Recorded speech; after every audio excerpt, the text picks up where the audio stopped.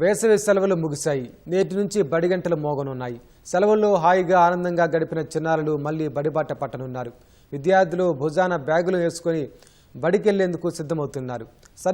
సరికొత్త ఉత్సాహంతో పిల్లలను బడికి పంపేందుకు తల్లిదండ్రులు ముందుకు రావాలని ప్రభుత్వం బడిబాటతో అవగాహన కల్పిస్తోంది. ప్రైవేటు పాఠశాలల బస్సుల భద్రతపై అధికారులు దృష్టి పెట్టారు. రాష్ట్రంలో పాఠశాలలు మళ్లీ తెరుచుకోనున్నాయి. దాదాపు 50 రోజులు వేసవి సెలవుల తర్వాత నేటి నుంచి పాఠశాలలు పునఃప్రారంభం కానున్నాయి. విద్యార్థులకు స్వాగతం పలికేందుకు పాఠశాలను ఉపాధ్యాయులు ముస్తాబు చేశారు. తోరణాలు కట్టి అలంకరించారు. చిన్నారులను బడికి రప్పించేందుకు సర్కార్ బడిబాట ద్వారా అవగాహన కల్పిస్తోంది. విద్యార్థులకు ఏకరూప దుస్తులు, పుస్తకాలను పాఠశాల ప్రారంభం రోజే అందించేందుకు అధికారులు చర్యలు చేపట్టారు. ఇప్పటికే 2025-26 విద్యా సంవత్సరానికి సంబంధించి అకాడమిక్ క్యాలెండర్ను ప్రభుత్వం విడుదల చేసింది. ఈ 230 పని దినాలను విద్యార్థులకు ఖరారు చేసింది. ఈ క్యాలెండర్ ఏడాదిలో సెలవులు, పరీక్షల తేదీలు, ఇతర ముఖ్యమైన కార్యకలాపాలను స్పష్టంగా పొందుపరిచారు. ప్రాథమిక పాఠశాలలు ఉదయం 9 గంటల నుంచి సాయంత్రం 4 గంటల వరకు కొనసాగనున్నాయి. ఉన్నత పాఠశాలలు ఉదయం 9 నుంచి సాయంత్రం 4 గంటల 15 నిమిషాల వరకు కొనసాగనున్నాయి. ఈ ఏడాది విద్యార్థులకు నోట్బుక్స్ ను సైతం అందించనున్నట్టు విద్యాశాఖ ప్రకటించింది.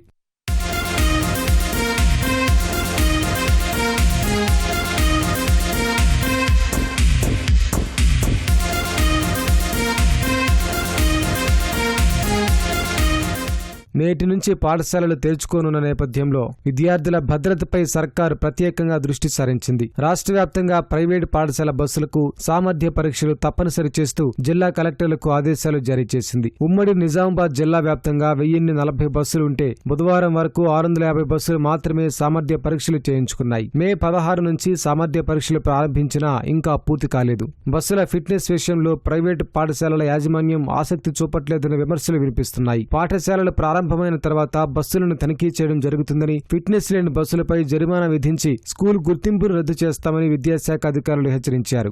స్కూల్ యాజమాన్యానికి అందరికీ మేము ఇంటిమేట్ చేయాలి. జూన్ 12 స్కూల్ ఓపెన్ అయ్యే లోపల మీ యొక్క బస్సులు అన్ని ఐస్ పర్ ఎంబీ యాక్ట్ ప్రకారము ఎంచుకొని ఫిట్నెస్ చేసుకోవాలని మేము ఆల్రెడీ అన్ని సంఘాలకు విజ్ఞప్తి చేశామండి. ఒకవేళ మేము 12 తర్వాత స్కూల్ స్టార్ట్ అయిన రోజు నుంచి మేము రోడ్డు మీద ఫిట్నెస్ లేని బస్సులు దొరికితే ఐస్ పర్ ఎంబీ యాక్ట్ ప్రకారం చట్టపరంగా వెహికల్ జప్తీ చేస్తామని హెచ్చరించడం జరిగింది. ముఖ్యంగా ప్రభుత్వము ఇచ్చినటువంటి జీవో 35 రూల్ 185కి అనుగుణంగా ఈ స్కూల్ బస్సుల తనిఖీలు చేయడం జరుగుతుంది. వాటికి మొదటి స్టెప్ మెట్టు స్కూల్ బస్సుకు సంబంధించి 325 mm పైన ఉండాలి. తర్వాత వాటికి హ్యాండ్ గ్రాబ్ రైల్స్ ఉండాలి. పిల్లలు లోపల స్కూల్ బ్యాగ్స్ పెట్టుకోవడానికి అనువుగా సీట్ల కింద బుక్ ర్యాక్స్ ఉండాలి. వర్టికల్ స్టాంచెన్స్ వాళ్ళకి సపోర్ట్ కొరకు, తర్వాత గ్యాంగ్ బే అంతా కూడా కరెక్ట్గా ఉండాలి. ముఖ్యంగా స్కూల్ బస్సులకు సంబంధించి ఈ fire extinguisher and first aid kit అనేటటువంటిది తప్పనిసరిగా ఉండాలి. ఫైర్ ఎక్స్టింగ్విషర్లో సరి అయినటువంటి లిక్విడ్ ద్రావణం అది ఒక్కోసారి లీకేజ్ అయిపోయి అది ఎంటీ అయిపోయే ఆస్కారం ఉంటుంది కదా, అది తనిఖీ చేసుకొని రీఫిల్ చేసుకోవాలి. అలాగే ఫస్ట్ ఎయిడ్ కిట్లో మనకు రూల్ ప్రకారం ఉన్నటువంటి ఆ మందుల కిట్ అంతా కూడా ఉండాలి.